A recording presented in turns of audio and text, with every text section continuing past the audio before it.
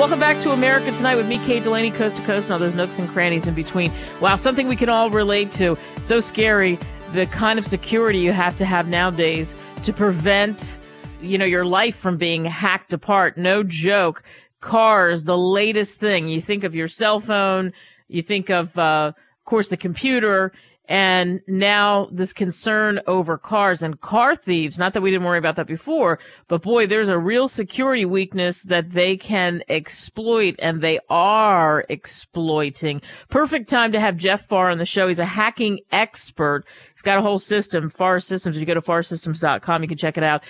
Jeff, I'm sure this is your game, so you're a cybersecurity expert and hacking expert guy.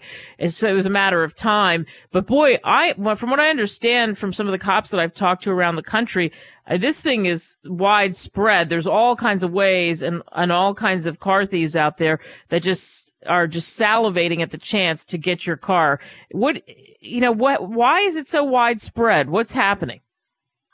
Well, I think the problem is we're putting more and more electronics. I say problem. That's some a problem and some a good thing. We're putting more and more electronics in the modern vehicle. It wasn't too long ago that wasn't very long ago at all, that we just had an electronic, a fob to open the door.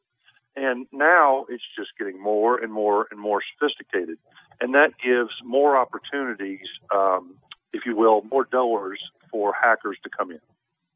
Yeah, boy, and more. And so it's easy for them. What do they do? It's easy to encrypt what you have, hypothetically. Is that what it is? Well, it's not so much encrypt. It all depends on the motivation of the hacker. Okay, so that I can take that a little bit. If someone is just trying to get in and look for your CDs or whatever is in your car, that's just more of a breaking and entering kind of a thing. If somebody's actually trying to steal your car, that's kind of a different motivator, and that'll be a more sophisticated hacker. So a lot of times when we're looking at this, we're actually trying to look at what type of person is trying to get in and what vulnerabilities are they looking to exploit.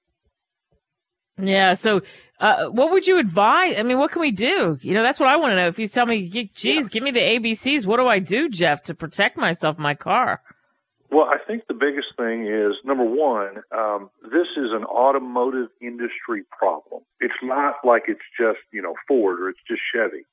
This is in general, as these cars are getting more sophisticated, more electronics, they're racing to get the new feature. What they don't have the time or the effort or not putting the effort into yet is, how do I keep all this stuff secure? All this stuff talks to each other. So it's not so much the end consumer is going to have to solve this. The automotive industry has to solve this as a whole. And it's a big push right now. Yeah, boy, no kidding. I mean, I mentioned your website, Farr Systems, and your whole thing is about getting in front of this, is what I think. That's what I take it to mean. Better business outcome. So if that's a better business outcome, then it's being, transforming yourself to realize, okay, here's some things that you can do. What do you tell, let's say you have a company, because we know the computer is the main thing, getting into the computer. If we switch from the car to the computer, what do you tell IT teams about developing some kind of strategy or something that they can do to be more on alert for some of the things that can happen to your systems? Well, yeah, that's a great question. One of the things that happens is, all companies, everybody is worried about, the bottom line, the dollar. And so security tends to be one of those things that does not get elevated. Mm-hmm. So you're trying to put in a new system, or you're trying to new features, whatever, and security lags. Then what we try to do as Erica is, let's talk about what are the risks. What would happen if all of a sudden there was a widespread, back to our automotive, what if there's a widespread way to get into a car easily, or maybe to manipulate the braking system or something of that nature? What would that do to the company, to the brand? Then all of a sudden it gets into perspective. This is a big deal. Then you can start to get the companies to say, wait a minute, we need to focus our time, effort, and our money this is an insurance policy, if nothing else.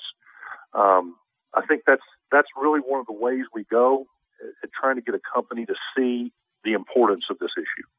Right, because if what does it cost them versus what security costs you, this is something that you can't think about that, oh, don't worry about it, because this is something that could cost you maybe in some cases hundreds and thousands of dollars, or, maybe millions. I mean, it depends on what you do for a living, what the company is. I noticed because I went to your website and I was checking out some cases that you worked on. I saw something about the Boy Scouts of America and trying to help them, and what their strategy was. What did you do for them specifically that some other companies could also use?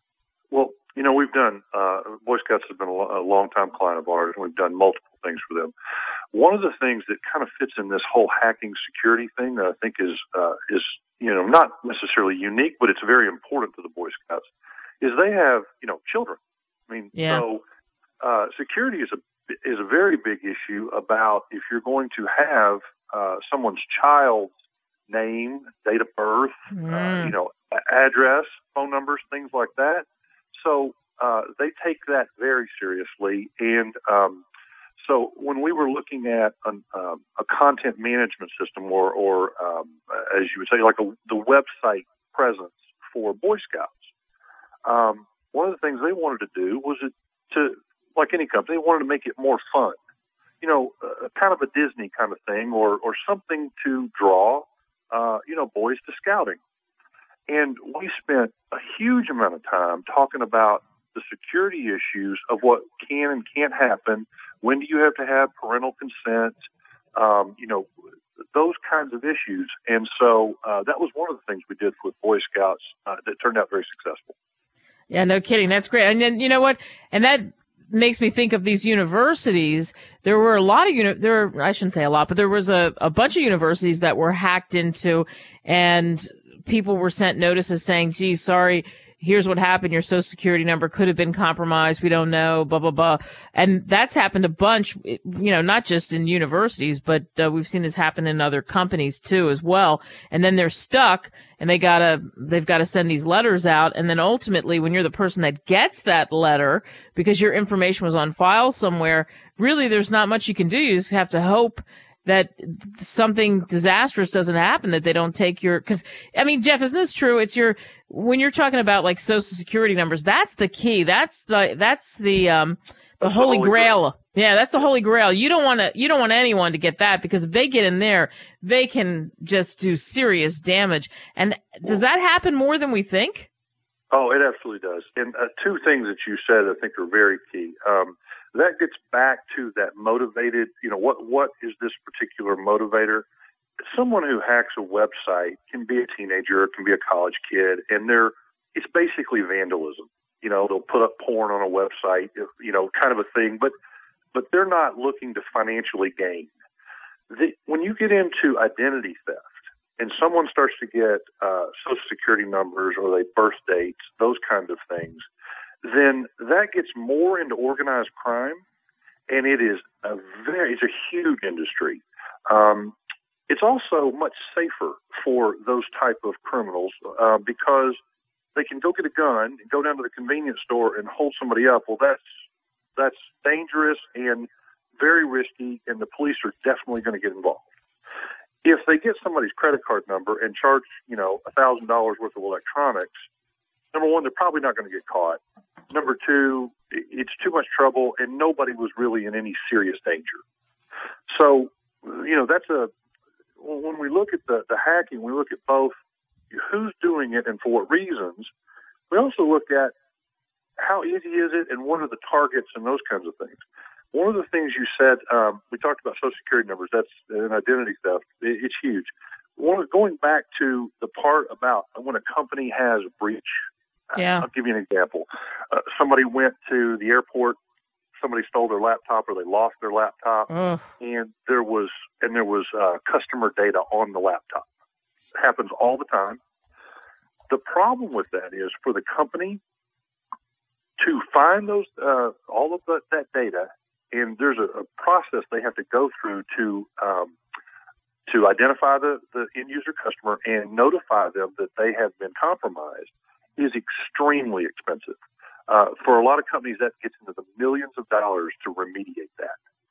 So it's a very, very costly and important problem that they all pay attention to now. Yeah, no kidding. Yeah, I didn't even think about it from that aspect, but from the litigation side of it, it makes sense because of the damage they could do to so many customers in these companies. Wow. Yeah, and it happens all the time, like you said.